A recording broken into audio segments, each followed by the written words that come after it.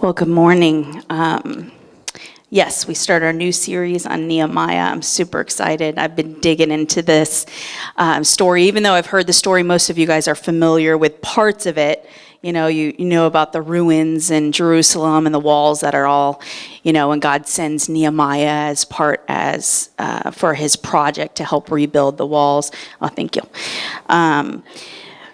So it starts off, before we jump in, it starts off with a question. And that's going to be your first point if you're following along is ask questions only if you are truly concerned. Most of you guys were asking me how my trip, I was gone, my family, my sisters, their husbands, we had 18 of us and all our kids, and we have a tribe. So we went on a cruise and last weekend, and for every single one of our children, which there is 12, they had never been on a cruise, none of them. So they were so excited. We were excited. We knew that it was going to be a lot of work. It's not your typical cruise when you go with your spouse. You're relaxing, you're hanging out, you have no agenda. When you bring kids, it's a whole nother story. It's pretty much like your life with children. It's not about you. It's about them. And that's really the truth of parenting. The world stops being about you. And so we knew that going into this trip. And another thing is, I need to tell most of you who don't know me, if you haven't spent a lot of years with me, then I need to tell you something about this is the God's honest truth. My sister's in the back, my other sisters in Cape Coral, you can ask. My husband, anywhere we go on a trip, anywhere we go, it doesn't matter if it's local or if it's far away, something bizarre and crazy happens. I'm not even kidding. Some of you guys have heard my story. That's how I'm able to be a pastor, is because I have stories from the craziness of my life, and it just keeps going. So I'm going to catch you guys up to what happened. Everyone's been asking, how's your trip? And I've been like, you just wait till Sunday. So we all load on Friday night, and the parents decide to have balcony rooms. So we wanted a little treat ourselves. So all the parents had balcony rooms. If you've ever been on a cruise, the balcony sits over top of the ocean. So we had balcony rooms, and right across the hall from us we shoved all of our children into rooms. So they had their own rooms. We had the key to their car. We checked in. We had walkie-talkies. But that's how the setup was. So the first night we were on, my husband and I took two of the teenagers with us, and there was live music, and we were hanging out. It was just nice, but we're old, and we're like, oh, we're really tired. And they're like, oh, we don't want to go to bed yet. We don't want to go to bed. And so we were like, okay, you guys have 30 minutes to stay, listen to the music, hang out a little bit. Don't be trying to sneak anything on the boat, and come back in 30 minutes. So we went down. Well, I get seasick. So everyone makes fun of me because I walk around the cruise ship with bracelets that they're like Pulse. I don't know if you've ever seen them. I've got patches, and I pop Dramamine like M&Ms. I get so sick. So I have all this Dramamine in my system. I think I'm going to wait up for them while I pass out. My husband passes out, and all my sisters were all passed out. And all of a sudden, 4:30 in the morning, there's a siren that goes off in the ship, and the captain comes on, and he says, "This is not a drill. We have a man overboard. Please, we need all staff and all guests to check in this order." So he calls the staff and the first deck to go check in. So I'm laying in bed, passed out, dead asleep, and all of a sudden, there is a man overboard. Can you imagine being a parent? I have left two teenagers up in a bar atmosphere type thing, and I have no clue if they're back here. I have no clue what happened. And drama follows my 16-year-old around quite often. I don't know if she's the drama or it follows her, one or the other. But so I wake up and think, it's one of my children. I mean, you don't have logic. It's 4:30. I'm Dramamine doped up. All that takes over is fear, and it's real, and there's no time to sort out the craziness of your thoughts. So I know it's one of my children.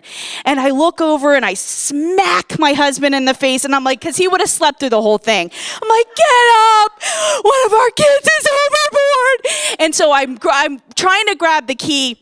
And I'm funny. So he jumps out of bed. We rush across the hall. We're jamming the key in. Finally, we get into the rooms. And meanwhile, my sister, her husband, my other sister, her husband are all doing the same thing. So it is just filled with fear and drama. We're all thinking one of our kids is the one overboard. So we go to the rooms. All of our kids, thank you, Jesus. By his grace, everybody's sound asleep, passed out. But because of the adrenaline, you cannot go back down. You know, you just really gone through a death of one of your children in your mind. So your heart is just, so we're all standing in the hallway. Okay, mind you, we just jumped right out of bed. So I hear this voice, and it's my sister's voice, and everyone's tired, exhausted, and grumpy, and I hear her, and this is all I hear. We're all just kind of standing in awe in the hallway. None of our kids, we just checked their heads, and they stayed sleeping. But we're standing there and just kind of trying to regroup, and all of a sudden I hear my sister, "For the love of God, Chad, go put some shorts on!"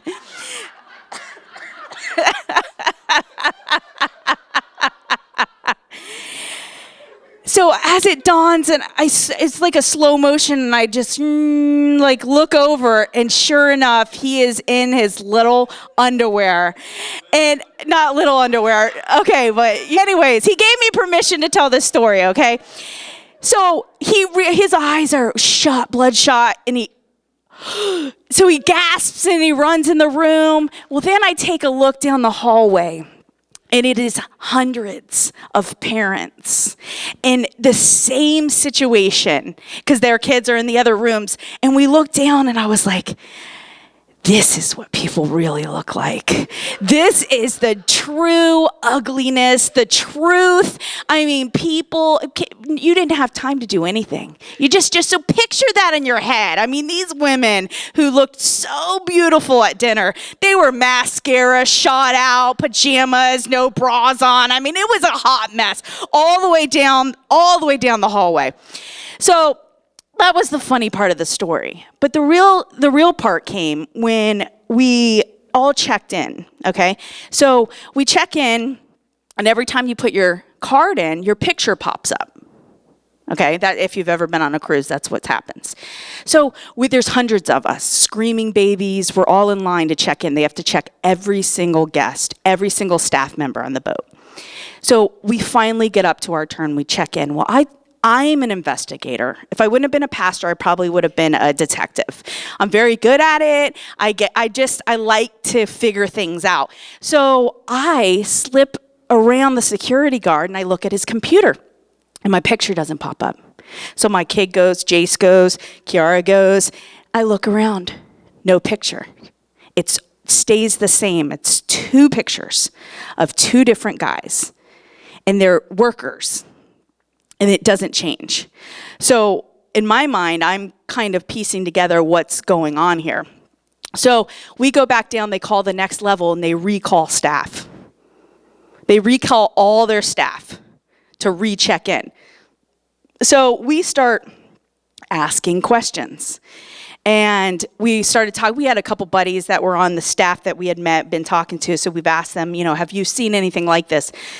They said, I've been working here for 12 years and I've never seen something this happen. So we go on our balcony. Nobody can go back to bed. All of a sudden, I wish if I had time, I will bring you proof and pictures. But all of a sudden, what was the boat? It was international water. So was it feds or defense police? So all the kids are stacked up, which that wasn't smart. We had 12 of us on one little balcony. I know. We're all scrunched in because we realized that the boat is doing circles about a mile long. We circled for 7 hours. But if you didn't have a balcony, you wouldn't have known. We knew because we were watching the boat make circles. So the cops come, helicopter, it was like a movie. So they're searching, a big, huge barge starts searching around us. So we got helicopter, boats, barge, and us all doing circles. And so finally we go about our day, and the captain comes on and says, I am so happy and pleased to announce to all of you that we have done a check and all guests are accounted for. What was left out of that? Exactly. See? You're tracking with me. You're tracking. So then they send us a letter and tell us the same thing. Never mention that staff are safe. So my sister and I come up with a theory that, and this is, it's a pretty good theory. And so the two staff members got into a rumble because they party all night after we go to bed. And so they get in a rumble, and I believe that one of them threw the other one overboard, killed him and threw him overboard. And the murderer was still on the loose in the cruise ship. You know, they might not be even American citizens, so it's not going to make Fox 4 News. But I believe that that is what happened. And so we spent the rest of the cruise ship living in fear, trying to have fun, but knowing that there was a loose murderer on the ship. So we get to the Bahamas, and this will be the end of it because I've taken too much time up. But we get to the Bahamas, finally, and we get off the ship. This is the next day. We put our cards in. Does my picture pop up? No. What picture pops up? Same two guys. Kid you not. So we were cruising. Come on. It will never make the news, but we were cruising on our ship with somebody who did something horribly wrong. And I was living in a lot of fear, and so I started praying. I'm like, God, I don't want the enemy to ruin this trip. And this is the first time our family's gone and done something like this, and I just why could this be happening? And I was studying Nehemiah in the midst of all this, because I've been studying Nehemiah for a while now, and when we jump into Nehemiah, I need you to realize that even though this is 400 something years ago, before Jesus even came to earth, so thousands of years for us, nothing has changed in this world. When we read the Old Testament and we read these stories, which we're gonna live in Nehemiah for 8 weeks.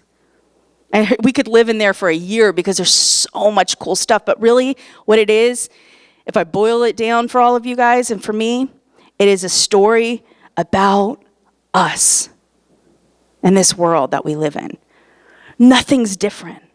We pick up in a scene where, we have the Israelites, those are God's people. You remember Pharaoh, Moses comes in, let my people go, and they all go into the wilderness for 40 years. God sends a manna, protects them, provides for them, loves on them, and then slowly, it's called erosion. It's what happens in our life. Slowly, things start creeping in, cracks of our life and cracks, doors that we've left open in our life, and erosion starts happening. Erosion never happens overnight. It just doesn't. Erosion is a process that you sometimes don't even notice until it's too far gone. And we live in a world no different than what kind of world we're going to read about. They had a second, so basically all the Israelites, it's called the Babylonian exile. They start turning their back on God. They start worshiping other gods. They're letting sin and pollution all in. And these are God's people. And they slowly start eroding. Well, then they have another exile, and they're slaughtered. They're taken for prisoners. Jerusalem's walls are just torn to pieces and shreds. It's rubble. God's people no longer exist in unity. They're all spread out. Some of them slaves, some of them dead, some of them currently being attacked. But this is no different than the world we live in today. Think about, you turn the news on, and it's like, another school shooting. We have terrorists all the time, attacks. We got wars going on. We're fighting other people's wars. Our marriages are falling apart. One out of three of our children are being assaulted or molested or abused in some type of way. 1 out of 3. Do the math on that. This is the world we live in. It is no different than what we're going to read about. It's just different stuff. It's just different. It's different crime, but it's all evil. Evil has been at it. This is his master ground right now. He's been at it. Nothing has changed since the garden. So what I love about this story, we're going to dig into this story, is think about our own lives. This is relevant. When people say, oh, the Bible's not relevant, it's so old, especially the Old Testament. It's not relevant. It couldn't be more relevant to us. This is the world that we are living in, where evil is here to kill, steal, and destroy in our lives. And so I want to pick up Nehemiah. I don't want to talk too much about his job because we're going to talk about that next week, but Nehemiah is, he's a cupbearer. It's a glorified bartender, kind of. But it's a little bit more important because he actually tastes the wine before the king does and the queen does. And so basically the king owes his life to him. So there's got to be a big bond there. Even though he was a slave, he didn't have a choice. This was a job that he had to do. Excuse me. He made the best out of it. He became close with the king. So we're picking up in the story. He's just doing his job. He's enjoying it. He's in the kingdom. He's got the best food, the best teachers, the best money, the best entertainment. He's enjoying life. And all of a sudden, his brother comes to town. Okay? Mind you, keep in mind, Nehemiah was an Israelite. Okay? Nehemiah was a chosen, those are his people. So we're going to jump into the story, and his brother comes to town, and then we're going to jump in and read about, if you guys are following along, Nehemiah chapter 1. If you need a Bible, we have them in the back for you. Take one home if you don't have one. But we're going to jump into verse 2. Hananiah is his brother, okay? So Hananiah, one of his brothers, came from Judah with some other men.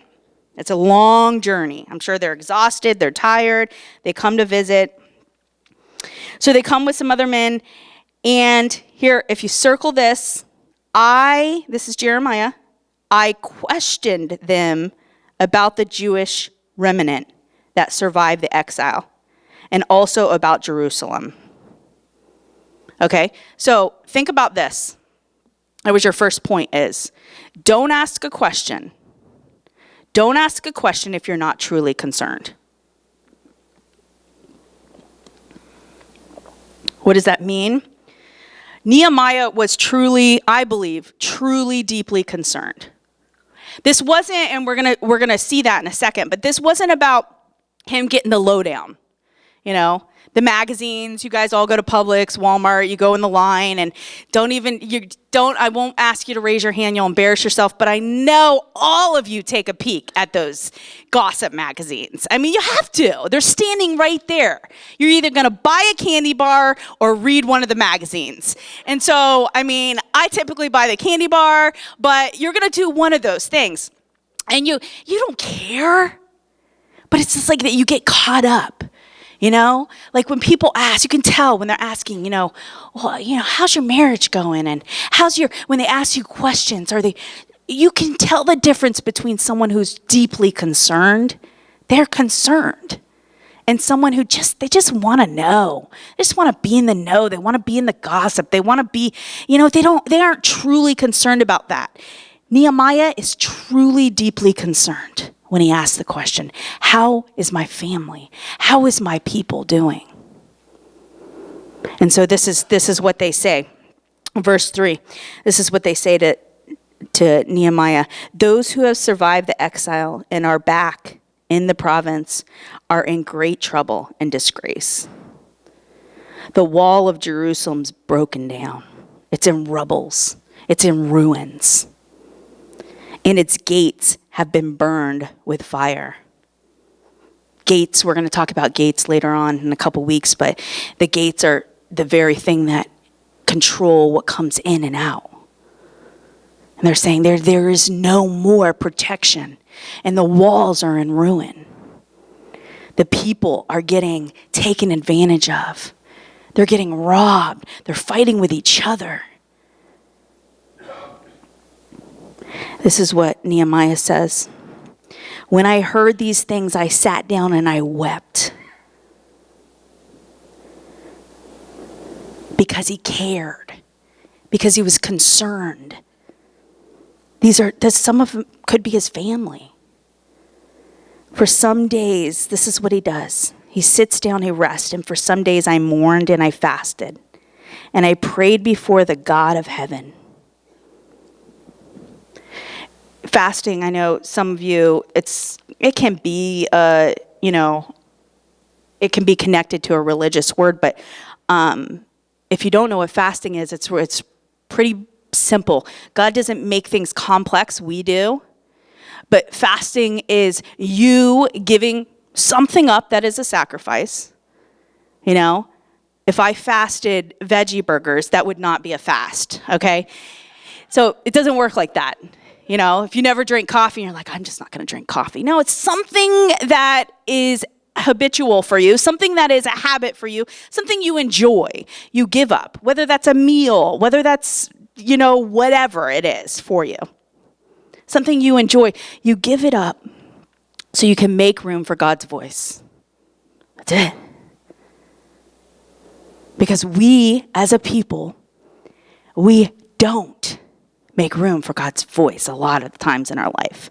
We're in the hustle and bustle. Good things, taking care of kids, going to activities, loving our dating, going out on dates, loving our spouses, spending time with our family, going to our jobs,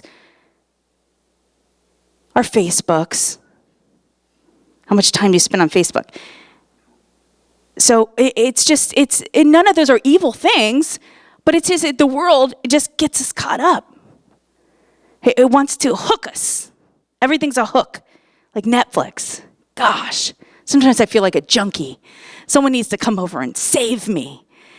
When I get real low and I just want to veg out and I don't want to talk to anyone and I'm just like, oh gosh. It's usually like Mondays. It's like every pastor wants to quit on Monday. It's just like, oh, you relive everything and then you look ahead of all the stuff coming and you're just like, just take me, God. So I'll turn Netflix on, man, and I just like, it's like heroin. I mean, there is no commercials. If it's a boring part, you fast forward and it goes into one after the other and they hook you at the very end. You're like, oh, just one more. I said that so many times. Just one more. Just one more. I'll go to bed. I look over, it's 2:30. I'm like, I remember one night my husband, I've gotten better, but he wakes up at like 3 a.m. and he's like, and he rolls over and I'm like, he's like, what are you doing? I was like, just one more. I don't know. Where was I? The catches of life, just the things that block us from God's voice. That's why we fast. So I want to challenge you together. Let's try this. At the Vineyard, we don't just do it. We don't just talk about it.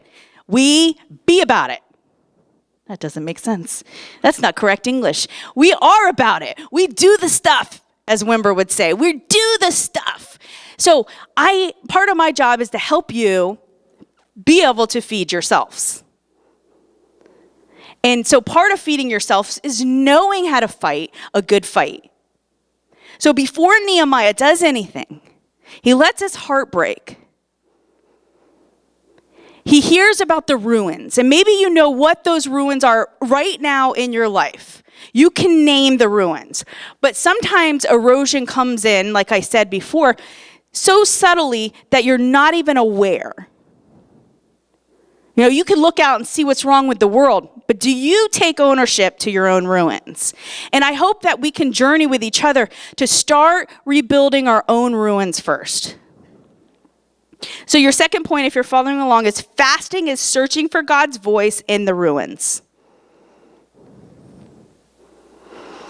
Searching for God's voice, that's what Nehemiah did. He stopped, he fasted, he let his heart break, he let his heart be searched. So when you give that up, let's call it, let's say you drink coffee 6 times a day. Okay, so you give up coffee. Every time you go to get that cup of coffee, or every time you go to crave the coffee, you reverse it and just say, oh yeah, I'm doing this because I want to hear God's voice in my life. I'm making a sacrifice because I want your direction, Lord, and I want you to expose things that I need to be aware of. Because we live in a culture that's full of pride, selfishness, lack of discipline, procrastination, and making no room for God in our life. All of us do it. We all fight with it. So let's learn how to battle this week. Pick something, whatever it is in your world, fast it, trade it for God's voice. So Nehemiah does this. He mourns, he fasts, and then he has this prayer with the Lord. And we're going to read this prayer together. Oh Lord, he says, God of heaven, the great and awesome God, who keeps his covenant of love with those who love him and obey his commands. Let your ear be attentive and your eyes open to hear the prayer your servant is praying before you, day and night. For your servant, the people of Israel. Here's the best part about this prayer. If you don't get this right here, if you don't get this in your walk with God, becoming more like Jesus, if you don't get this part right here, you're gonna miss it. You're just gonna be someone going through the motions, looking good, looking religious. This is the part you gotta get. This is what Nehemiah says. I confess the sins we Israelites, including myself and my father's house, have committed against you. You have to include yourself in the mess and the ruins around your life. How easy is it to blame others? Think about the last fight you had with a parent or a spouse did you own your stuff? It's so easy for us. It's so easy for us to look at the other person or whatever it is that's caused the ruins. Maybe it's God, and blame. Well, they should have known better. They shouldn't have turned their backs on God. They shouldn't have got into that addiction in their life. They shouldn't have gotten divorced and left their spouse. They shouldn't have fill in the blank. That's us in our flesh. It's us void of grace. So when we can include ourselves in the ruins and include ourselves in the mess, that's when we can be a part of the solution.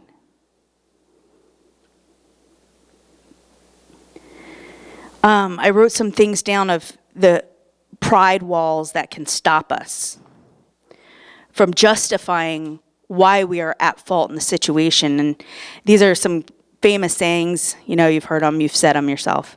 Everyone else is doing it. When did we stop caring about what God says in our lives? Because everyone else is doing it. Now we live in a world where things just start becoming okay because it starts being normal. We're just embracing this. We're just accepting this. Oh, well, what does God say about it? just because everyone's doing it. You guys know how I feel about gluten. Yeah, I've said it before. And I am so pleased to say that I have found one of the best videos. It is hilarious. Most of you guys are familiar with Jimmy Kimmel. And, well, he does this. He takes it to the streets, okay? My theory on gluten is it's a bunch of horse doo-doo, okay? I have I know what you're all going to say. Trust me, my sister, my best friend, they're all gluten recovery addicts, but so I just joke with it, but I know that it's real for some of you, but it doesn't stop me from joking about it. Okay, so if you got your feelings hurt, just get over it. But, it's everything. I was in Publix and I wanted to buy wraps, the Publix wraps. And I'm so defiant of this whole gluten-free thing that every wrap had gluten-free on it. Even the white flour sugary wrap that I wanted said gluten-free. I was like, I'm not going to even buy these wraps. I want one that says it has gluten in it and it's full of gluten, and that's what I want. I couldn't even buy a wrap from Publix without it saying gluten-free. Sue, you're laughing. You work there. You put them all out. Give me a wrap that has gluten in it. It's so true. So I just want to prove something to you guys, okay? So we're going to watch this video together. Eddie, if you got it up. Food nowadays. People who don't even cook watch cooking shows, and everyone has an opinion on what you should and shouldn't be putting into your body. Lately, I don't know if it's just here in LA, but people are very anti-gluten, which bothers me because I'm very pro-pizza, and you can't be pro-pizza and anti-gluten. So now some people can't eat gluten for medical reasons, which that I get. It annoys me, but I get it. But a lot of people here don't eat gluten because someone in their yoga class told them not to. I keep asking people about this, and I started to wonder how many of these people even know what gluten is. So we decided to find out. Gluten, in case you didn't know, and I didn't know this, is a mixture of 2 proteins found in wheat and some other natural grains. But here in LA, it's comparable to Satanism. So we sent a camera crew out to a popular exercise spot right up the street from us to ask people who are gluten-free a simple question: what is gluten? What is this thing you will not eat? So we're going to meet a person who doesn't eat gluten, and together we're going to guess if they know what gluten is. Are you ready? What else do you have to do? All right, let's begin. Do you maintain a gluten-free diet? I do indeed. And what is gluten? Okay, does he know what gluten is? No. Oh, everyone says no. Well, as far as for me, how it affects my body, But what is gluten? this is pretty sad because I don't know. 0 for 1. But I hate it, and I know. Next. Do you maintain a gluten-free diet? I do. What is gluten? All right, does this shirtless gentleman know it? Yes, okay. Gluten's in bread. It's a flour derivative, wheat, things like that.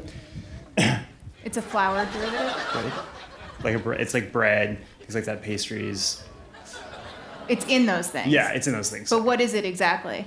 Gluten is it's like a grain, right? I like when he coughed. It's like, I'm sorry, I have some in my throat. Excuse me. All right, next. Do you maintain a gluten-free diet? Yeah, I try to the best of my ability, yeah. What is gluten? Does she know what gluten is? No. Oh. It's the wheat in products such as like bread or pastas, rice. Why do you avoid it? It makes you fat. I mean, like I said, I haven't researched it to the fullest. I have a girlfriend from Russia. She actually just got me into it. So she's reading a book about it. Oh, okay. Russians know about gluten and Putin. They know about both of those things. All right, we have one more. Do you maintain a gluten-free diet? I do. I actually don't eat rye, wheat, oat, bran, dairy, nuts, or eggs. Wow. What is gluten? Does he know? Does Jewish John Hamm know what gluten is. It is part, I believe, of the wheat that I really don't know. It's in rye, wheat, oat, and bran. So that's what I studied. I gotta go pick my kids up. Leave me alone. Maybe gluten doesn't exist. Man, so now all of you, don't argue with me. Email Jimmy. So that was humorous, but it's really the world we live in. It's kind of like, everyone else is doing it, or, I reacted to their actions, or, hey, nobody's perfect, or, hey, I'm better than that person. I'm better than so-and-so, or this is the classic. I've used this in my life is, you should have seen how I used to be. How many times have you should have seen, even we could do it with our kids. Oh, you should have seen what they used to be like. You should have seen what I can really say that to you. You should have seen what I used to be like. That is not an excuse to stop evaluating your blame in your ruins of your life. So this is Nehemiah. He puts himself, he says, I am sorry for what they've done, and I'm also including myself, Lord. I'm sorry for what I've done. I'm going to own my part. Verse 7, we have acted very wickedly towards you. We have not obeyed your commands, your decrees, your laws, everything you've done for us. We forgot about it. Everything that, all the promises you gave to your servant Moses, we've turned our back. Verse 8. He says, remember the instructions you gave your servant Moses, saying, he's going to quote something in Deuteronomy, a promise that God gave to Moses. He says, if you are unfaithful, I will scatter you among the nations. This is God's promise to Moses. But if you, circle this, return to me and obey my commands, then even if you're exiled, you're millions of miles away, you're in slavery, even if exiled people are the farthest horizon, I will gather them from there and bring them to the place I have chosen as a dwelling for my name. I will bring them back to me. This was a promise way back. Nehemiah remembered this promise. When I say grab a promise from God, well, that promise was for Peter, or that promise was for Moses, or that promise. No, the Bible is full of promises, and they're for you and me. We just aren't educated enough to know God's promises. Grab a promise. There's thousands of them. Grab a promise. That's not his promise. That's a promise that God gave to Moses for his people. But when God gives a promise, it's for all his people, till 2050, to whatever.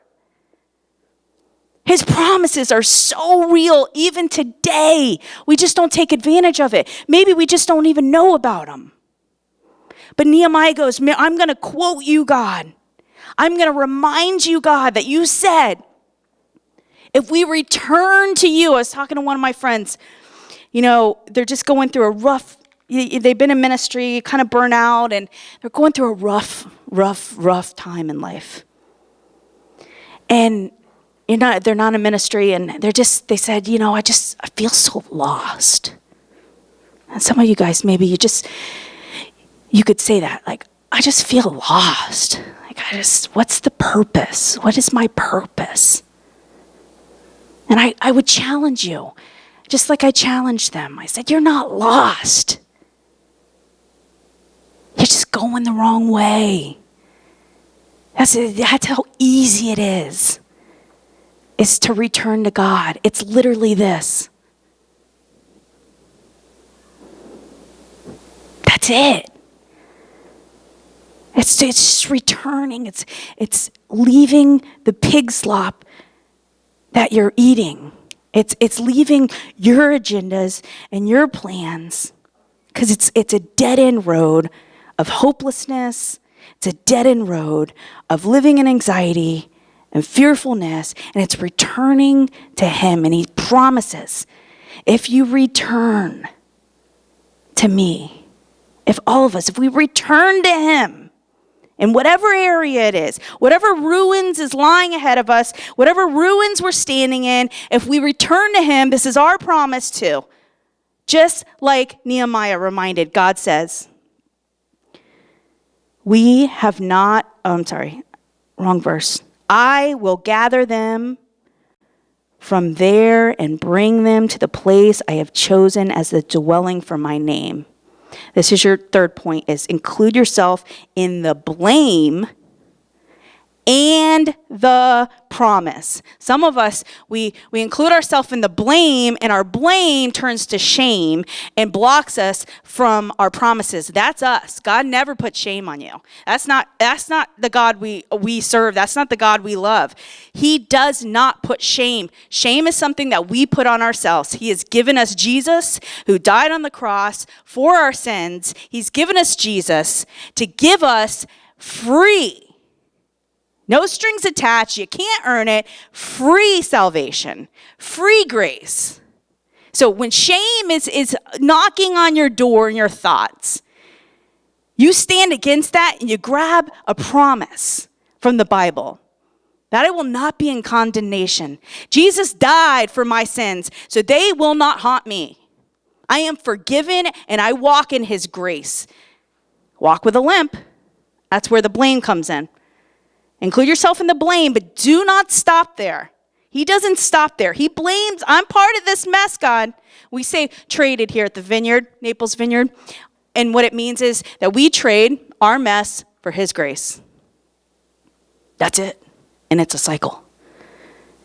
But you can't stop with just trading the mess, because you have to go and get a promise that thank you for your grace, Lord. Thank you, you're going to help me rebuild. We're going to look at this story. It's such an awesome story. We're going to dig in and watch how God uses Nehemiah to rebuild a nation, to rebuild God's people, to restore hope. And God wants to do that in each one of our lives. So include yourself in the blame and the promise.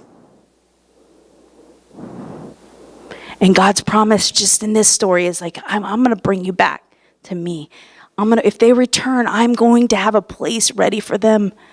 I'm going to be there in their life. Let's pray together. Lord, I thank you that we can read about you thousands, hundreds of years ago. And you're the same God today. You're the same God in 2016. Lord, that you deeply love us. You're our protector, you're our provider, and it doesn't matter what ruins we're standing in. You're the God of rebuilding and reinforcing.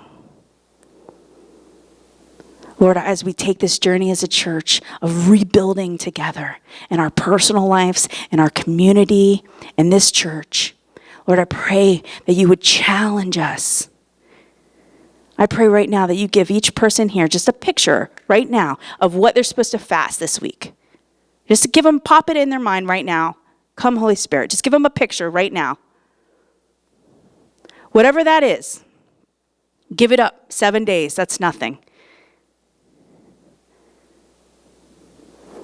Give it to God and trade for his voice in your life.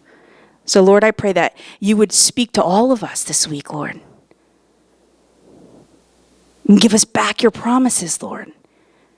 Give us back your hope, your energy, your second wind, your purposes. And maybe there's someone here who maybe you got to start with the return to God. Maybe you've never even journeyed with him.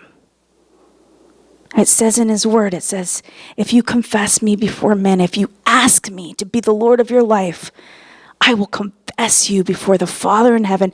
You will be my kid. See, part of what Nehemiah is praying for here is God's people.